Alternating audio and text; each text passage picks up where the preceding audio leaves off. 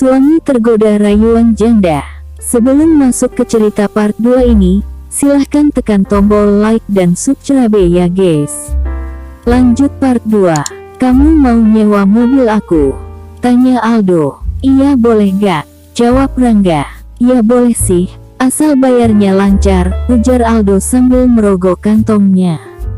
Beres lancar kok pasti, sahut Rangga yang meyakinkan Aldo. Ya udah ini kunci mobilnya di parkiran dan STNK-nya di dalam, ucap Aldo.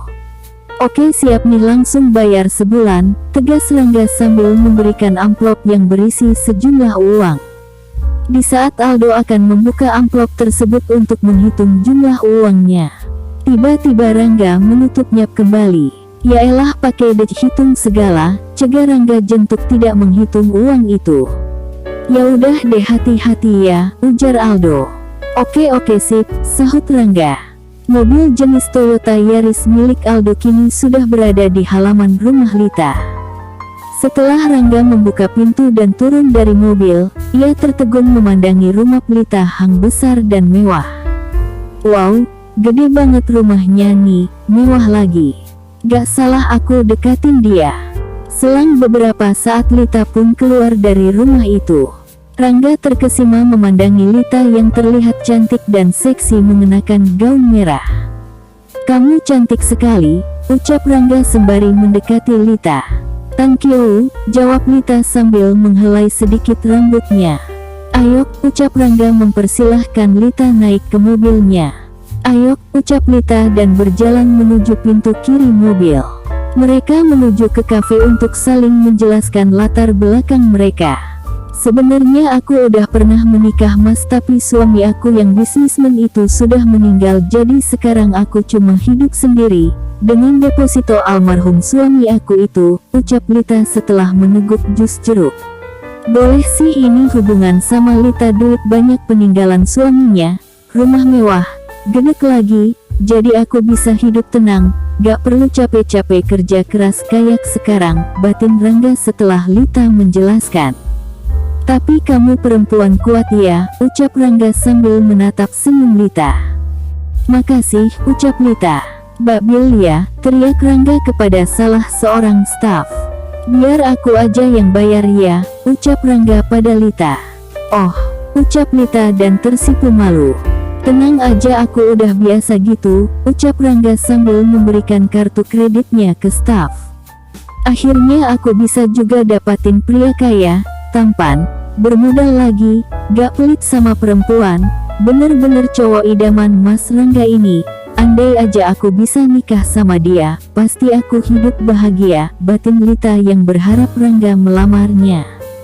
Setelah pulang dari kafe mereka singgah ke toko baju, terlihat Lita memilah-milah baju yang ia suka, sementara Rangga yang terlihat seperti suaminya hanya tersenyum bahagia bisa membelanjakan Lita pakaian.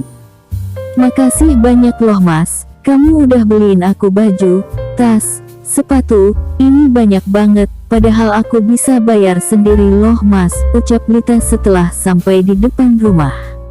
Apaan sih kamu, anggap aja itu hadiah karena kita baru jadian, ucap Rangga. What, kita jadian? Tanya Lita seolah syok mendengar pernyataan Rangga. Emang enggak ya? Tanya Rangga seakan ia panik takut ditolak. Kalau mau jadian sekarang juga bisa sih, ucap Rangga sekali lagi. Tapi, aku mau gak ya? Ucap Lita yang pura-pura kebingungan akan jawaban itu. Kini keduanya terlihat tegang.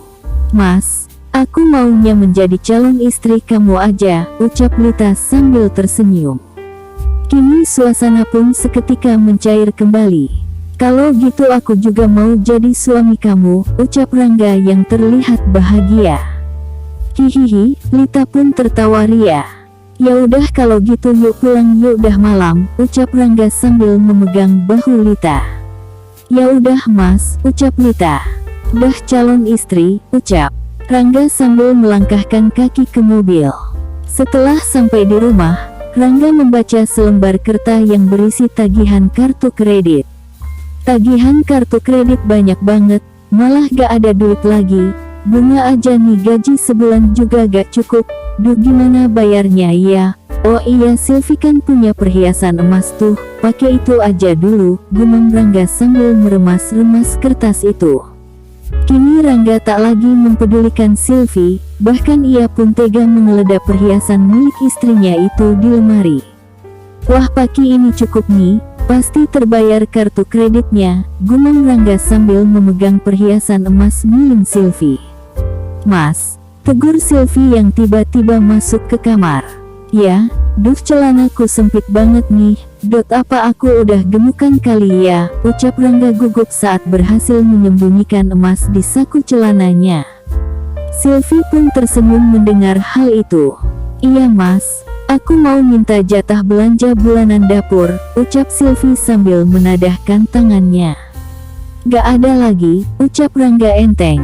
Kok gak ada sih mas, kan kamu abis gajian terus kamu belum ada kasih jatah belanja aku, masa udah abis aja, keluh Silvi yang kecewa. Uangnya itu udah aku pakai buat betulin motor, kamu kan juga punya uang, dari hasil catering, iya kan? Ucap Rangga santai. Iya sih mas, tapi kan itu buat modal catering lagi, jawab Silvi.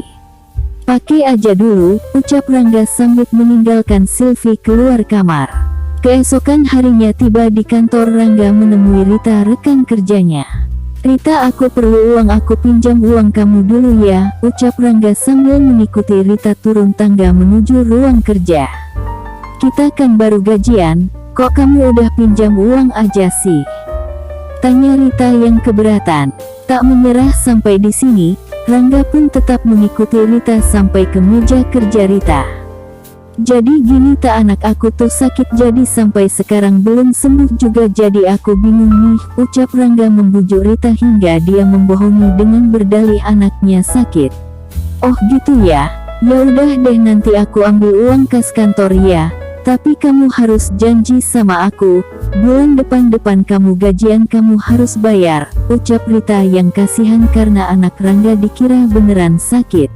Aku janji aku pasti akan bayar, tegas Rangga yang meyakinkan Rita. Nih uangnya 1 juta, kamu pakai aja dulu ya, ucap Rita sambil memberikan uang ke Rangga. Makasih ya Rita, ini sangat berarti buat aku, kamu memang malaikat pelindung anak aku, puji Rangga pada Rita. Setelah itu terlihat Aldo yang baru masuk dan berjalan ke arah ruangan kerjanya. Rangga pun bersigap menyamperin Aldo. Aldo, panggil Rangga sambil mencegat langkah Aldo. Ih apaan sih? Ucap Aldo kesal. Santai dong ganteng idola remaja, puji Rangga sambil membenahkan kera dan dasi Aldo. Ya udah apaan sih tanya Aldo bener-bener kesel. Sewa mobil kamu dong, tapi aku bayar 300 aja karena aku cuma memakai sehari doang. Mau antar anak aku ke rumah sakit, ucap Rangga yang mengarang cerita pada Aldo. Aldo pun tercengang mendengar hal itu. Hah? Anak kamu sakit? Tanya Aldo serius. Iya, jawab Rangga santai. Ya udah deh gak apa-apa, ini kunci mobilnya, ya. Semoga cepat sembuh anak kamu ya, ucap Aldo sambil menyerahkan kunci mobil. Makasih ya, ucap Rangga. Iya hati-hati, jawab Aldo. Di sisi lain Lita juga mengalami hal sama seperti Rangga, ternyata tagihan kreditnya juga menumpuk. Haduh, tagihan numpuk lagi, malah sekarang aku lagi gak ada uang, aku harus gimana sekarang, gumam Lita sambil menatapi lembaran tagihan kredit. Beberapa saat kemudian 2 orang debt collector datang mengetuk rumah Lita. Siapa ya? Gumam Lita dan berjalan ke pintu. Ya pak, ada apa ya? Tanya Lita setelah membuka pintu. Kami mau menyita mobil buk Lita yang surat-suratnya sudah digadaikan, dan ini buktinya, ujar seorang debt collector tegas. Saya gak mau memberikan kunci mobil saya, ujar Lita setelah membaca surat bukti sita itu. Kalau begitu cepat selesaikan administrasinya di kantor mumpung sekarang masih ada waktu, ucap debt collector. Ya tapi sekarang saya gak punya uang pak, jawab Lita dengan teriakan. Maaf bu, kami cuma menjalankan tugas, ucap debt collector. Gini, beri saya waktu, saya akan bayar semua hutang-hutang saya, ucap Lita panik. Sekali lagi maaf Bu, kita gak mau ada kekerasan, ucap debt collector sambil merebut kunci mobil di tangan Lita. Sontak saja Lita melakukan perlawanan untuk mempertahankan genggaman kunci mobilnya. Jangan Pak, saya mau pergi, ucap Lita histeris karena mobilnya ditarik paksa. Naik angkot aja, ucap debt collector santai karena berhasil membawa mobil Lita. Tak sampai di situ Lita yang tak tinggal diam gitu aja melihat kedua debt collector membuka pintu mobilnya, sontak saja Lita mengejarnya.